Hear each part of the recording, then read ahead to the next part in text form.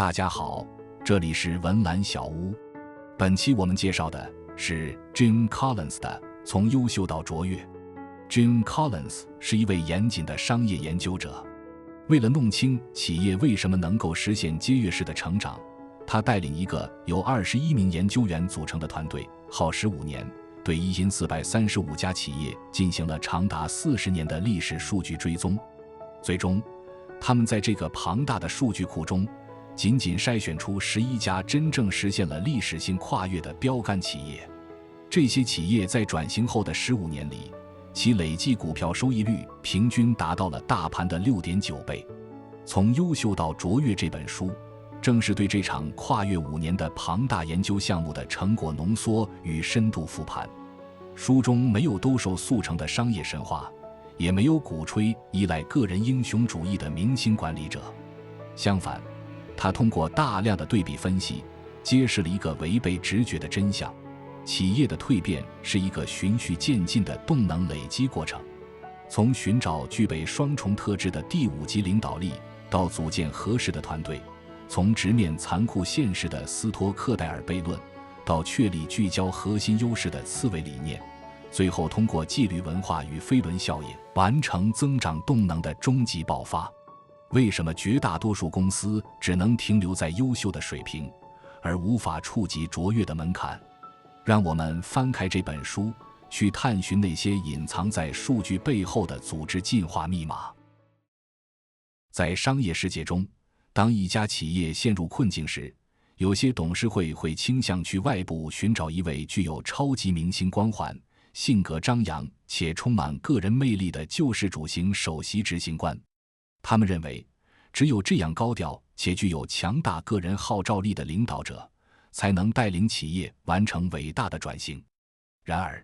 通过对研究数据的客观比对，我们发现那些真正实现从平庸跨越到卓越的企业，在关键的转型期，其掌舵人几乎都不是那种频频登上商业杂志封面的明星人物，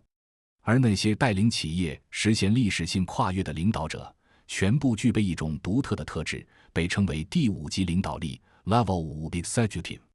第5级领导者是一个看似矛盾的结合体。在性格上，他们往往显得异常低调、谦逊，甚至有些腼腆，不愿意谈论自己的成就，但在面对商业决策和企业长远利益时，他们又展现出一种近乎冷酷、不可动摇的职业意志。他们将个人的自我诉求完全融入到了建立一家伟大公司的长期目标之中。我们可以看看金百利 Kimberly-Clark 这家企业的转型历史。在20世纪70年代初，金百利的股票表现落后于大盘 36%。 此时担任首席执行官的是 Darwin Smith。 他是一位农场出身的律师，平时戴着一副厚厚的黑框眼镜，看起来像一个温和的学者。休假时最喜欢做的事情是在威斯康星州的农场里开着拖拉机干农活。他绝对不是那种光芒四射的领袖，但是正是这个看起来缺乏锐气的人，做出了金百利历史上最艰难、最果断的决定。当时，金百利的核心业务是传统的铜板纸生产，这项业务虽然历史悠久，但利润率正在不断萎缩。Darwin Smith 经过深思熟虑后认为，如果继续守在传统的造纸领域，公司永远只能处于2流水平。他果断卖掉历史悠久的造纸厂，把所有的资金投入到消费类纸产品领域，去直接和当时不可一世的行业巨头宝洁以及斯科特纸业进行正面竞争。在宣布出售造纸厂后，华尔街的分析师纷纷下调了该公司的股票评级，媒体甚至嘲笑这是一个愚蠢的自杀行为。但 Darwin Smith 凭借坚韧不拔的职业意志，顶住了所有的外部压力，坚定地推进战略转型。最终，金百利成功打造出了舒洁和好奇等全球知名的消费品牌，不仅在消费品市场彻底击败了斯科特纸业，甚至在多个品类上战胜了宝洁。在 Darwin Smith 执掌公司的20年里，金百利的累计股票收益率达到了大盘的 4.1 倍。第5级领导者从不为了证明自己的天才而工作，他们唯一在乎的是构建一台在自己离开后依然能够高速运转的卓越机器。除了在性格与意志上展现出双重特质，第5级领导者在面对企业的成功与失败时，还有一套非常稳定且异于常人的归因逻辑。这种行为准则被称为窗口与镜子模式 The Window and the Mirror。 当企业取得成功时，他们会看向窗外，把功劳全部归结于团队的努力或外部的运气；而当遭遇失败时，他们则会直面镜子，由自己扛下所有责任，绝不向下属推诿。在一般的公司中，当公司取得耀眼的业绩，股票大涨时，这些领导者喜欢照镜子，他们会在媒体和董事会面前大谈特谈自己的高瞻远瞩，将所有的成功归结于自己的战略眼光和领导才能。然而，一旦公司陷入危机，业绩出现断崖式下跌，他们就会立刻转向窗外，把失败的责任推卸给宏观经济不景气、竞争对手的恶意打压，或者是下属的执行力低下，唯独认为自己没有责任。比如曾经执掌斯科特纸业 Scott Paper 的 Albert Dunlap 就是一个极度自我中心、好大喜功、推诿责任的管理者，因为他在企业重组中以大刀阔斧的裁员和削减成本手段著称，就像用链锯直接砍树一样，被称为链锯阿尔 Chainsaw Al。 他上任后，为了追求短期的财务数据好看，在斯科特纸业内部进行大规模裁减员工，削减研发预算，让公司的短期利润迅速飙升。在这期间， Albert Dunlap 独揽了所有的功劳，赚取了数千万美元的个人财富。但由于缺乏长期的护城河建设，斯科特纸业却最终失去了独立存在的资格，被卖给了竞争对手。 Albert Dunlap 却从未在镜子面前反思过自己的过错。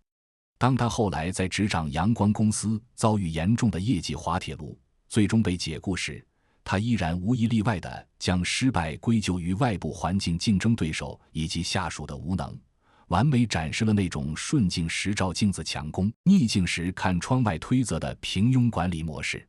与此形成鲜明对比的是吉列的首席执行官 Coleman Mockler。 在20世纪80年代末，吉列曾面临3次极其危险的恶意收购。当时的华尔街收购狂人 Ronald Perelman 试图买下吉列，并将其分拆出售。 Coleman Mockler 和他的高管团队面临着巨大的诱惑，如果他们接受收购，每个人都能立刻获得数百万美元的巨额遣散费。但 Coleman Mockler 清楚地知道，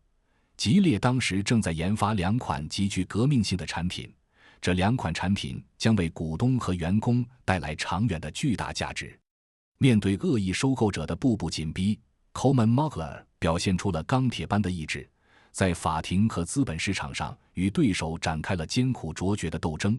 并最终保全了公司的独立运作。事后，当吉列的新产品上市并取得巨大的商业成功，公司市值翻了数十倍时，他在接受采访时却显得有些拘谨。他没有谈论自己在反收购战中的英勇表现，而是把手指向窗外，将一切功劳归功于吉列优秀的研发团队、董事会的坚定支持以及一定的运气因素。这种向窗外看、归功于人、照镜子承担责任的文化，在组织内部消除了一切关于抢夺功劳的办公室政治，让所有的员工都能在一个充满安全感和信任感的环境中，将全部精力投入到创造真实的商业价值上。当我们理解了第5级领导者的特质后，企业转型的下一步动作同样打破了普遍的商业常识。在传统的企业管理思维中，当一家公司面临困境或准备谋求增长时，第一步总是去制定一个宏大的战略路线图，明确企业新的发展方向，也就是所谓的先决定要把车开向哪里，然后再去招募具体的执行人员。这种先定方向再找人执行的做法，在商业上被称为天才配助手的模式。在这种模式下，组织高度依赖一位能力强、自带光环的领导者来独自决定方向，而团队其他成员则退化为只负责机械执行具体任务的助手。这种运作架构存在一个隐患，如果外部市场环境发生剧烈变化，导致那个天才制定的战略方向完全失效，那么整台商业机器就会陷入瘫痪，因为车上的所有人都是为了执行某一个特定的既定路线而存在的。卓越企业采取的是一种完全相反的路径，这就是先人后事 First Who Then What。 第5级领导者在启动转型时，第一要务并不是去发布战略白皮书，而是优先解决团队的组建问题。他们的核心逻辑是，不管未来的道路怎么走，首先必须让合适的人上车 Right people on the bus， 让不合适的人下车，并确保把合适的人安排在正确的座位上。只有完成这一步，管理层才会和这群卓越的人才一起，共同探讨企业未来的战略方向。如果车上坐满了具备相同核心价值观、高度自律且适应能力极强的人才，那么无论市场道路如何崎岖，这支队伍都能迅速调整方向，找到突围的路径。我们可以回顾20世纪70年代末的富国银行 Wells Fargo。 当时的美国银行业正面临着即将到来的解除管制的巨大冲击，整个行业的商业模式将发生翻天覆地的变化。富国银行当时的首席执行官 Richard Cooley 坦言，他根本无法预测解除管制后银行业的具体运作模式，他也无法画出一张清晰的战略地图。但他确立了一个非常明确的原则：我不知道我们要把这辆大巴车开向哪里，但如果我能找到最优秀的人才，把他们聚集在一起，我们一定能找到一条成为伟大公司的道路。在接下来的时间里， Richard Cooley 不遗余力地在全行业搜罗顶级人才，只要发现极其优秀的高管，即便当时富国银行并没有具体的空缺职位，他也会毫不犹豫地将其招揽进来。这种人才储备战略为富国银行打造了一支极其强悍的管理团队。当银行业管制的限制被正式解除，市场陷入一片混乱时，这群优秀的人才迅速展现出了强大的适应和创新能力，带领富国银行一路高歌猛进。而同期的竞争对手美国银行，由于依然采用传统的战略主导模式，在面对市场巨变时显得束手无策，最终遭遇了惨重的损失。先人后事的原则在执行中有着非常严格的实战纪律。首先，当你在招聘时充满疑问，宁可保持职位的空缺，也坚决不要盲目雇佣。其次，当企业发现某个人确实不适合当前的价值观和发展节奏时，必须果断采取换人行动，绝不能因为情感因素而拖延。最后，卓越的企业会把表现最优秀的人才配置在企业面临的最大机会上，而不是用来解决历史遗留的最大问题。只有那些能够创造未来的业务，才配得上最顶尖的人力资源。当一个组织通过严谨的人事筛选，让合适的人留在大巴车的关键座位上之后，整个团队的工作重心随之发生转移。优秀的团队成员并不会盲目地摸索前行，他们需要统一思想，去认清企业所处的真实商业环境。在企业的演进过程中，管理层最容易犯的错误是躲在过去的辉煌里，用主观的愿望代替客观的市场数据。为了打破这种由于傲慢导致的认知盲区，组织必须建立起一种核心的思想机制，这就是直面残酷现实，并无条件地服从斯托克戴尔悖论 The Stockdale Paradox。 斯托克戴尔悖论源自美国海军上将 James Stockdale， 他在越南战争期间被俘，在战俘营中被关押了长达8年时间。在面临无休止的折磨和生死未卜的绝望环境时，他发现那些最早死去的往往是盲目的乐观主义者。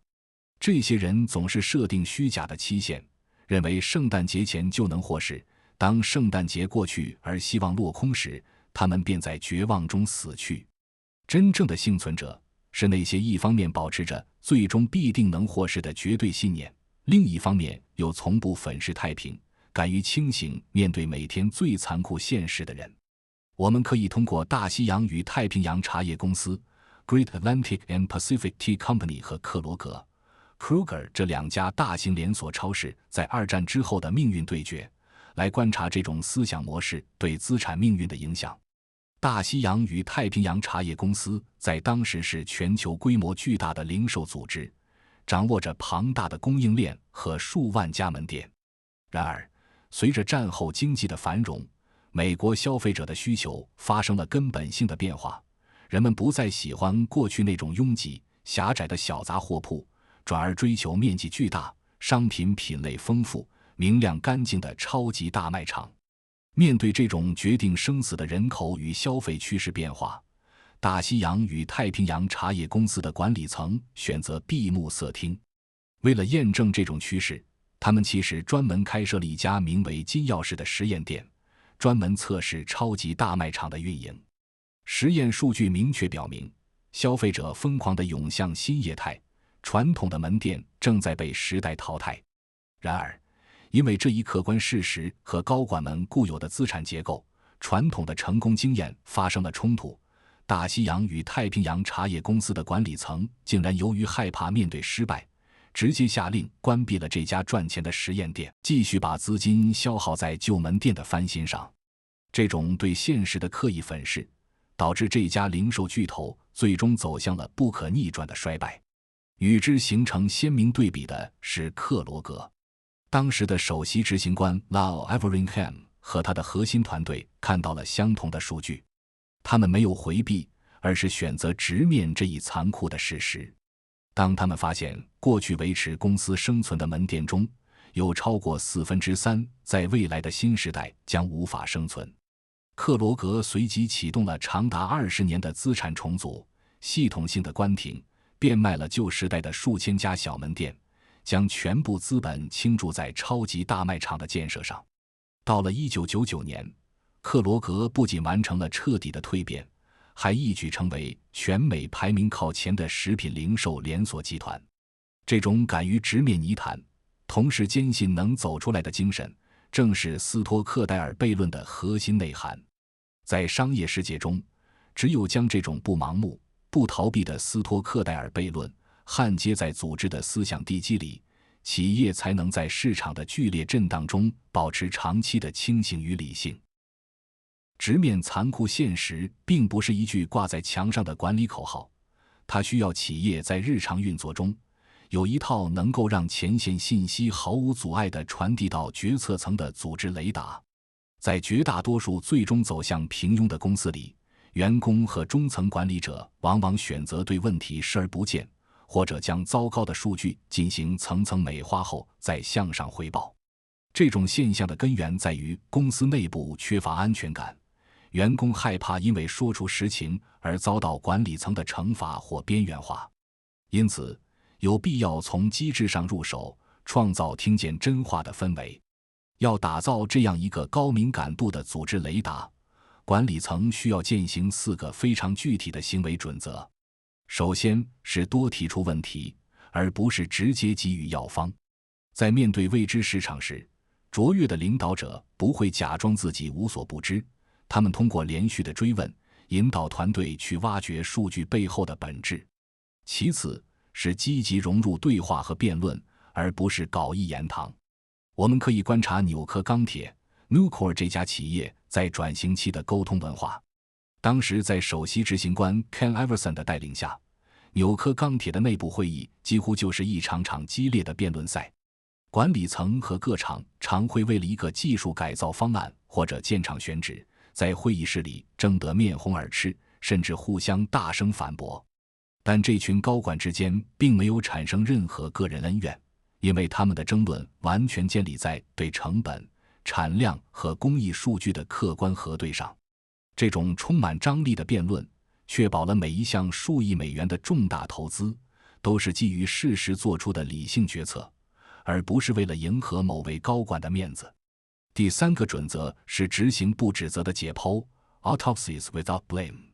任何企业在扩张和探索中都不可避免地会犯错误，关键在于如何对待失败。在1978年，菲利普·莫里斯 Philip Morris 做出了一个错误的战略决策，出资收购了七喜公司。经过数年的艰难整合，管理层发现这笔交易无法达到预期的协同效应，最终不得不果断将七喜公司卖掉，承受了大笔的资金损失。在收购失败后，当时的首席执行官 Joe Coleman 没有在内部寻找替罪羊，也没有解雇当时的执行团队。相反，他组织了一次漫长且详尽的复盘会议。在会议上，他带领大家逐项检查当年做出决策时的假设条件，找出哪一个财务指标被高估了，哪一个市场趋势被误判了。由于整个过程没有任何政治性的指责与推诿，高管们得以毫无保留地交出真实的经验教训。这次不指责的解剖，不仅没有损伤团队的士气，反而让菲利普·莫里斯理清了消费品零售的底线逻辑，为其后续在国际烟草与食品市场的扩张积攒了宝贵的实战经验。最后是建立红旗机制 （Red Flag Mechanisms）， 这意味着企业必须赋予一线员工权利，让他们在发现重大质量缺陷或者市场异动时，能够瞬间拉响警报，强行终止原有的惯性运转。通过多提问、强辩论、不指责的解剖以及红旗机制这4个动作，组织就能在内部建立起一台高精度的真话雷达，在危机处于萌芽状态时就将其捕捉。在建立起直面现实的勇气与听见真话的雷达之后，组织开始面临最核心的战略定位问题。许多优秀的企业往往像古希腊寓言中的狐狸一样，懂得很多事情，他们频繁地追逐每一个在地平线上闪现的新型商业机会，看似聪明机敏，却因为力量过于分散，而始终无法在任何一个领域做到卓越。而那些真正走向伟大的公司，其思想模式更像刺猬。刺猬虽然外表简单，但他只知道一件大事，那就是在遭遇危险时，将自己蜷缩成一个坚不可摧的球体。这种将复杂的商业世界进行简化，并长期坚守的思想模型，在战略上被称为刺猬理念 The Hedgehog Concept。 刺猬理念的提炼不是依靠管理层的天马行空，而是需要将企业的思想严格限制在3个彼此交叉的圆形矩阵之中。第一个圆环是你能在什么方面成为世界第一 What you can be the best in the world at， 并且同样关键的是，你必须清楚自己在什么方面没办法做到世界第一。这不等于企业当前的核心竞争力，而是需要管理层冷静地审视公司的基因。如果发现某项现有主业在长周期内绝无可能做到行业顶尖，就必须大刀阔斧地予以放弃。第二个圆环是深入理解什么驱动你的经济引擎 What drives your economic engine。 卓越企业在审查财务时会寻找一个能够纲举目张的单一经济指标 Economic Denominator， 也就是所谓的每单位 X 的核心利润。这个指标就像是一把尺子，统领着企业所有的资源配置。我们可以看看沃尔格林 Walgreens 和埃克德 Eckerd 在医药零售领域的经典博弈。埃克德在扩张时期将自己的经济引擎错误地定义为每家门店的利润。在这种思想指标的指引下，他们盲目追求门店数量的增长，在全美疯狂收购各种零售网点。这种外延式的地盘扩张虽然在短期内拉大了资产规模，但由于很多门店位置不佳，客流量低迷，最终导致了严重的财务负担，企业在债务泥潭中走向资产重组。而沃尔格林则完全不同，他们通过对商业本质的轻型解构，将自己的单一经济指标确立为每位顾客光临的核心利润。为了最大化这个每单位 X 的财务回报，沃尔格林放弃了盲目的开店扩张。他们制定了一条硬性规则，所有的门店必须选在主要街道的十字路口转角处，因为只有这种转角位置才能让顾客最方便的驾车进出，从而大幅度提高顾客的光临频率。同时，他们率先在行业内推出了高效率的驶入式便利药店服务，并增加高利润的日常便利品类。通过将所有的运营动作聚焦在提升每位顾客光临的核心利润上，沃尔格林在没有增加门店财务包袱的前提下，实现了惊人的资本回报率。在1975到2000年的25年间，其累计股票回报率超过了大盘的15倍。第三个圆环是你对什么充满激情 ，What you are deeply passionate about。组织需要寻找那些不需要外部 KPI 考核，员工由内而外真正热爱并认同的商业赛道。只有当这三个圆环，也就是世界第一的潜力、明确的经济引擎指标以及团队的内在激情产生交集时，这个交叉点才是企业应当坚守的刺猬理念。有纪律的思想，就是要在纷繁复杂的商业噪音中，依靠着三环矩阵完成战略焦点的精准锁定，拒绝一切偏离核心圆环的虚荣诱惑。当一个组织拥有了合适的人才，并且通过直面现实确立了清晰的刺猬理念之后，整个组织需要将有纪律的思想转化为有纪律的行动。这种转化在实战中通常会走向两条完全不同的路径。平庸的组织习惯于向外寻找约束，而卓越的组织则选择向内激活自律。在商业扩张的过程中，许多企业为了防范员工犯错，维持庞大组织的运转，会制定出繁琐的管理制度和层层审批的官僚流程。这种官僚制度的本质是为了弥补企业内部雇佣了大量不合适的人员所带来的混乱。然而，繁琐的规则往往会扼杀掉那些真正具备创新能力和自驱力的优秀人才，导致组织逐渐失去活力。真正实现跨越的企业，不会依靠死板的规则来管理人员，而是建立起一种纪律文化。这种文化的核心在于，管理层设定一个高度清晰的责任框架和刺猬理念，在这个框架之内，赋予员工极大的行动自由，并要求他们承担相应的责任。依靠强权手段虽然能在短期内强制拉升业绩，但一旦这位强势的领导者离开，企业往往会迅速陷入混乱。纪律文化超越了个人领导者的存在，它是一种深植于组织基因中的自律行为模式。为了践行这种纪律文化，企业在资源分配上必须展现出相应的决断力。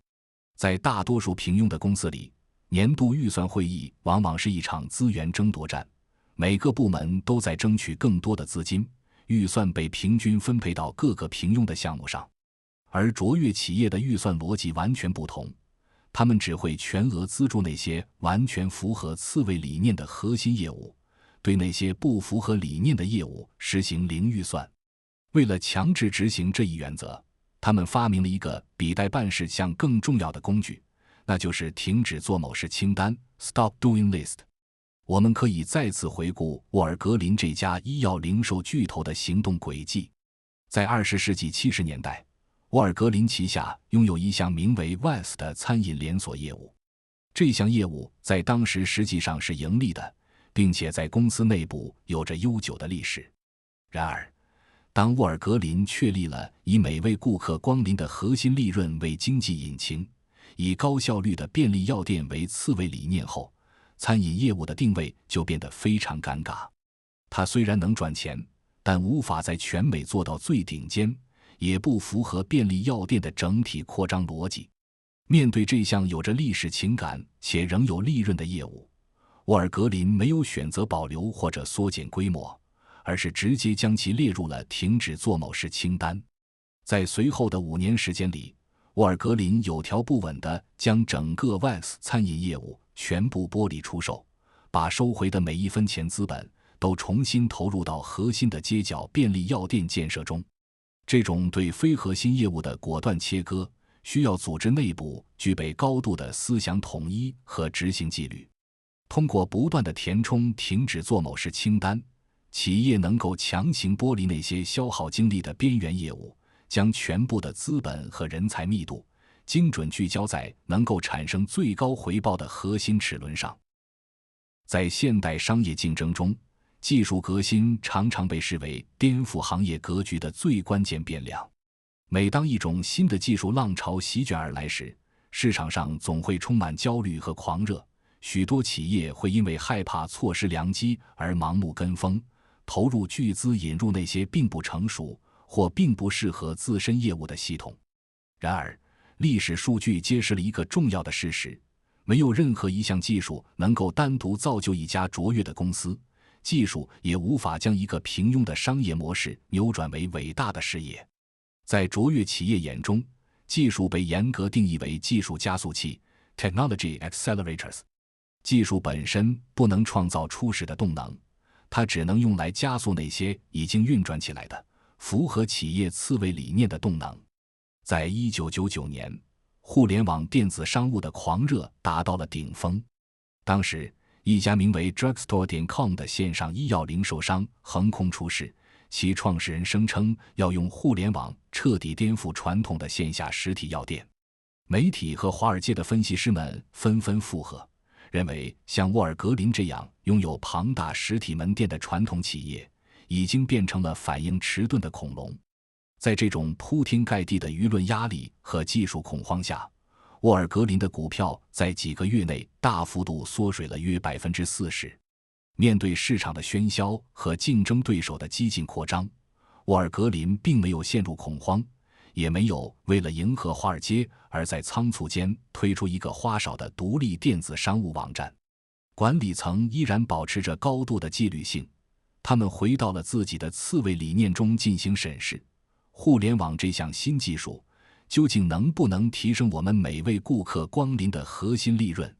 能不能增强我们提供的便捷性？在经过缜密的内部测试和逻辑推演后，沃尔格林找到了技术与自身基因的完美契合点。他们没有把互联网当作一个独立的颠覆性业务，而是将其作为加速现有业务的工具，推出了一套线上线下完全打通的综合系统。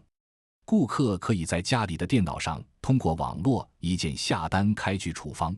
然后直接开车前往距离自己最近的沃尔格林门店，在免下车的驶入式窗口快速取药。这套系统将互联网的数据传输优势与实体门店的地理位置优势完美结合，极大地提升了顾客的便利性和粘性。当沃尔格林将这套技术加速器正式接入其庞大的运营飞轮后，其业务量迎来了爆炸式的增长。而在同一时期，曾经被捧上神坛的 Drugstore.com， 由于缺乏实体根基和清晰的盈利模式，在烧光了大量风险投资后，陷入了长期的亏损泥潭，市值大幅度蒸发。卓越企业在面对新技术时，总是表现得异常冷静。他们对那些与自身核心理念无关的技术视而不见，但一旦发现某项技术能够完美嵌入自己的运转齿轮，他们就会果断投入重金，成为应用该项技术的绝对先驱。许多商业媒体喜欢寻找那些戏剧性的转折点，试图将企业的成功归结为某一次宏大的战略发布、某一项惊天动地的企业并购，或者是某一位新上任领导者的灵光一现。但真实的商业史表明，从优秀到卓越的跨越从来不是一蹴而就的，它在完全遵循飞轮效应 The Flywheel Effect 的轨迹。想象一下，你面前有一个重达数吨的巨大金属飞轮，为了让它转动，你用尽全身力气向前推动。刚开始，飞轮只移动了几厘米，进展慢得让人沮丧。但你没有停止，继续在同一个方向上施加力量。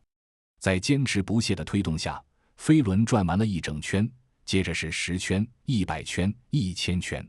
随着每一次转动，飞轮自身积累的庞大动能开始发挥作用，直到某一个临界点，你不再需要像最初那样费力，飞轮自身的重量和速度就会推动它以令人难以置信的速度飞快旋转。在这个过程中，你无法指出到底是哪一次推力让飞轮飞转起来的，因为那是所有推力共同累积的结果。美国最大的纯连锁超市企业克罗格公司 Kroger 在转型期正是采取了这种飞轮式的推进策略。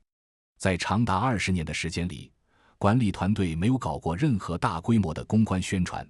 也没有发布过虚张声势的转型宣言。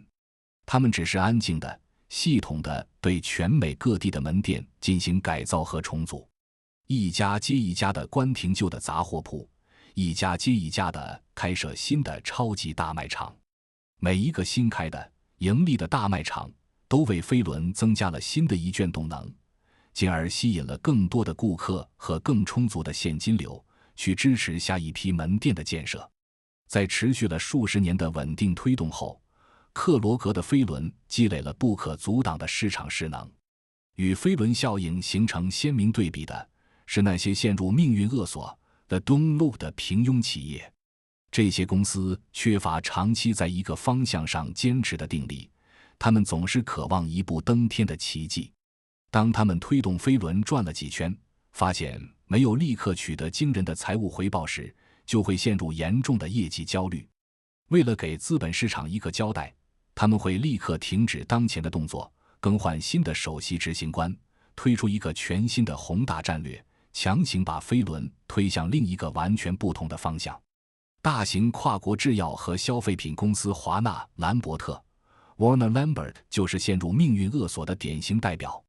从1979年到1998年，这家公司经历了3任不同的首席执行官，每一次高管更迭都会带来一次彻底的路线大转弯。